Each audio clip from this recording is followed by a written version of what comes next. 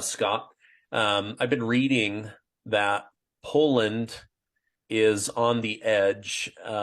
Basically, they're very nervous about how closely the Wagner mercenary group that's now housed in Belarus is to the Belarusian border, close to the Poland side.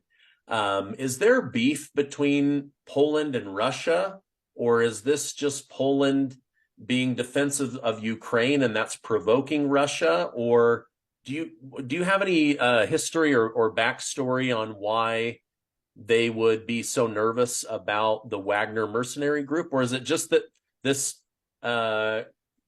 killing machine is so close to the border? Well, I respect Polish military professionals and I respect Polish intelligence professionals.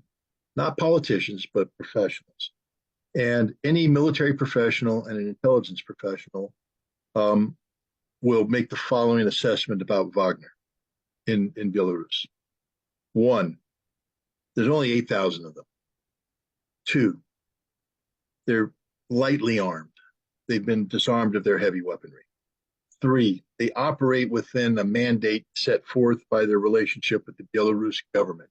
Four, the Belarus government is not looking for a fight with Poland.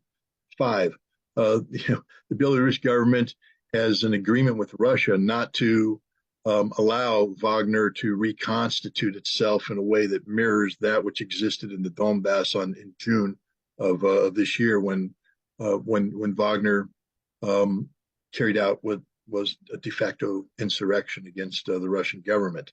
So when you add all that up, you can't view Wagner as a military threat. They're not a military threat.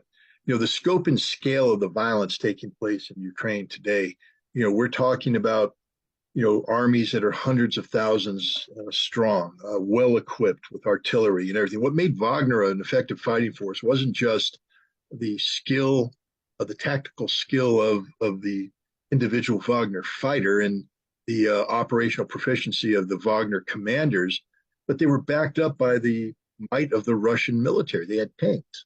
Wagner doesn't have tanks. It's a private military contractor. Wagner does not own a tank factory that produces Wagner tanks. Wagner received tanks from the Russian Ministry of Defense to support their combat operations in the Donbass. Wagner